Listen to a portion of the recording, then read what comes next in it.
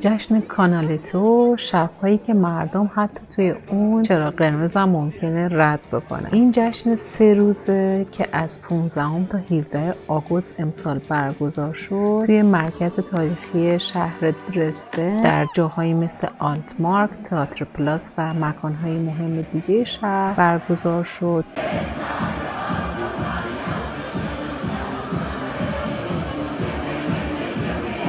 جالبه که بدونید امسال این جشن خیابونی بیش از 600,000 تا بازدید کننده داشته. دلیل نامگذاری کانالتو برای این جشن خیابونی شهر درزدن آلمان هم برگرفته از نام یک هنرمند معروف ایتالیایی هست. به خاطر تابلوهای منظره شهر و معماری شهری شهرت داره.